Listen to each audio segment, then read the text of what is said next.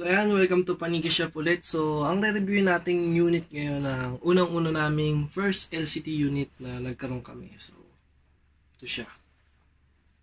Ito lang sa wall ng unit natin. So lahat na naka-display pala dito ay hindi siya binibenta. Ayan. Makikita nyo. Lahat ng unit niya ay hindi binibenta. So ito yung re-reviewin ko ngayon, the first LCT unit namin. The AKMS LCT. So, ayan. So, regular AKMS lang to na AKM. Kaya lang tinawag siyang AKMS dahil dito sa skeletal buttstock niya. So, foldable siya pag ganun. Explain natin yung konti. So, naka-suppressor na dito ng LCT. Ayan, makikita nyo. So, genuine to. So, napakabigat nito. Hindi to 3D print. So, LCT unit talaga to. Then, ang barrel nito ay extended din. Yan. So, reviewin lang muna natin yung pinaka-unit muna. Re-reviewin ko siya out of stock to upgrade and then to this. Kung ano na siya ngayon. Yan. So, the AKMS LCT out of the box as usual lagi ay 430 to 450 FPS. So, yan ang standard ng LCT pag out of the box. Makikita nyo napakaganda. So, ang kasama included sa out of the box na LCT na to ay one magazine na mid-cap and stock, and syempre yung AKM, so flash hider, yung patulis. So ganito ang itsura niya. Ito yung AKM. So next review natin yan. Ganyan ang stock flash hider nitong AKMS. So bat stock lang ang pinagkaiba nitong dalawa. So ito muna pag-uusapan natin.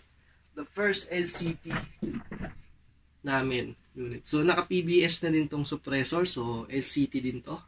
Then, kung makikita nyo, naka-tight barrel siya. Ayan, so hindi siya ganong visible, pero ang barrel niya ay hanggang dito. Ayan, hanggang dito. Kung ang pagkakaalala ko ay, 600 mm ang haba na kinabit namin ito. Kasi parang nasa 540 lang, ang 540 or 560. To be exact, ata ang barrel na standard nito, then ginawa namin 600 mm barrel. Yan, parang length siya ng normal RPK barrel. Ayan, 590 or 600, gano'n, hindi ko matandaan.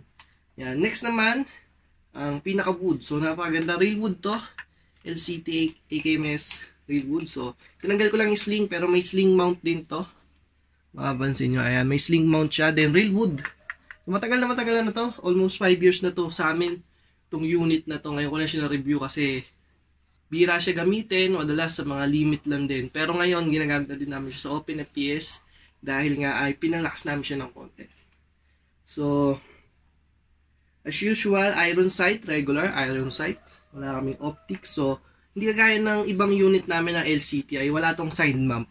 Wala tong side mount. So, yung mga, mga unit namin dating may yung mga, ito meron, itong RPK, yung 74, so ayun sa taas, hindi kita ng camera, pero yung sling kita.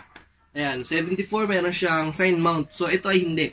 So, ang AKM, almost, ang year nito ay magkalapit lang ng AK-47. So, close lang. So, gitna siya, kumbaga. Kaya hindi pa uso ang mga rails nun. Then, next naman, itong stock. Ayan, so, foldable stock tawag dito. So, wala akong ng silya. Tiklupin, kasi medyo siya mahaba. So, ayoko yung dulo. So, ayan. Kung mapapansin nyo, ganyan siya pinupold. So, meron siyang clip dito. And dito na din yung kinakabila ng sling. Then, ito, itong gitna na yan, pinipindot yan. Medyo matigas lang. Ayan. Pag tumunog siya, pwede na i-fold. Pero, always remember, bago nyo i-fold, itayo nyo muna to. Ayan. Medyo matigas din to. Pero ito naman, walang pinipindot. Sadyang persa lang.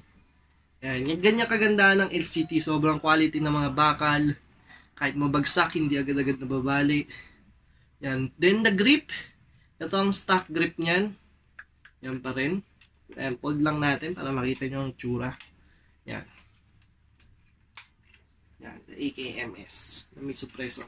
So, lagyan lang natin ng 74 mags. Yan. Pero ang stock magazine nito ay AK lang. So, regular AK stock mags lang ito. Metal. Yan. Yung stock magazine nito. So, hanap tayo ng metal para mas kitang-kita ang itsura. Ayan. So, ito ang regular mag niya. Ganito ang tsura, metal na LCT.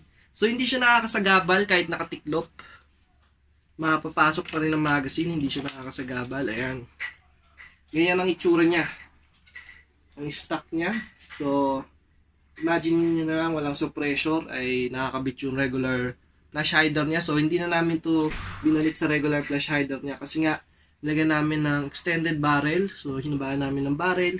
Then, itong suppressor ay, ayan, hindi namin siya nire-remove na. So, plug and play na din to. So, in-upgrade namin to about 550 fps. Ayan. So, kung mapapansin nyo, saan nilalagyan ng battery? So, ibang version so dito sa taas. So, kagaya siya ng mga iba naming unit na ni-review. 8074U. Yan, mga tactical. So, sa ibabaw yan nilalagyan ng baterya. So, re-reviewin din natin yan sa mga susunod na araw. Next, yung mga PP90. Yung kagaya ng PP90 sa bat stock pala yun. Then, ano pa ba ang mga top cover ni unit na nilalagyan? Almost tactical lang naman. Then, yung mga kagaya na to, itong RPK ay sa taas nilalagyan ng baterya, hindi sa bat stock. So, iba ang build nito. Re-reviewin din natin yan. So, ayun lang yung mga compared na unit na sa baterya na. So, pakita ko lang din. So, as usual, ayan, kung makikita nyo, yung clip na yan. Pinipindot yan, medyo matigas. Then, makikita nyo yung bat stock nyo, saradong-sarado. Smooth. Yan, kaganda. So, one piece siya, yung body, then yung stock niya, itong skeleton stock. So, isa lang siya. Solid, isang dikit lang siya. So, ayan, pakita ko lang sa inyo. Sobrang haba niya. Ayan, sobrang haba niya talaga. Para siyang RPK length. Or parang kasing haba niya pa kay RPG.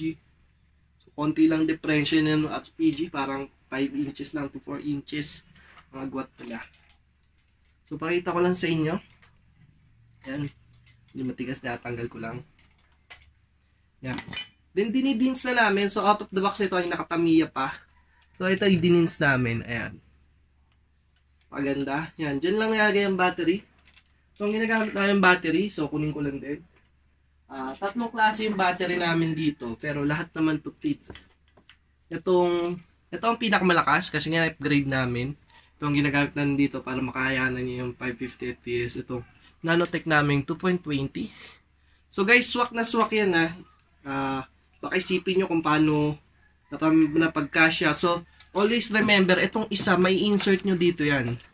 Dito sa loob. Ito, hollow yan, dire-diretso yan. May insert nyo. Then, itong dalawa ay may iwan dito sa itaas ng gearbox. So, same as is dito din sa 1.4 na Nanotech. So, mas maliit.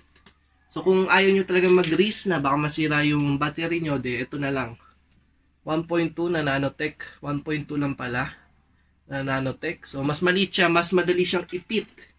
Siguro, hindi na kayo matatakot i-reach yung baka pag sinalpak to ay masira yung wire. Ayan. Then, tatlong battery yung papakita ko nyo. Doon kung ayaw nyo talaga ng di ganon na tatluhan, mag-storm power battery na lang kayo. Ayan. Mas safe to. So, ayan. Kung papakita ko, spit na pit agad to. Susuksok nyo lang na ganyan. Ayan. Suksok nyo na. Then, sarado nyo na gano'n. Gano'n lang kadali.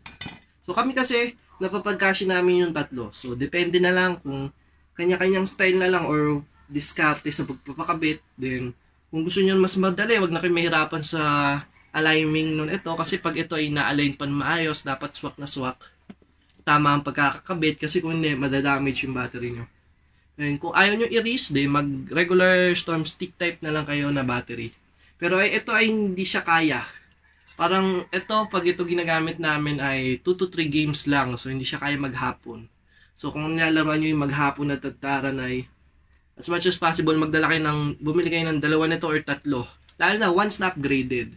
Pero kung FPS limit lang ay saktuhan lang, okay na to sa isang ganito. So, matagal naman to. 25C naman to, kaya kayang-kaya ang 500 FPS to 450. And so, guys, babalik ko lang. So, pag binalik siya, ganun pa rin. Balik lang na ganun. Tap lang, then, ready na ang unit. Yan. So, as usual, regular AK, syempre, ang half-up adjustment, pababa, pataas. Pag paabante ay pababa, pag paatras ay pataas. So, half down and half up lang yon. Then, safe. Full auto, regular EQ pa rin as usual, and singles.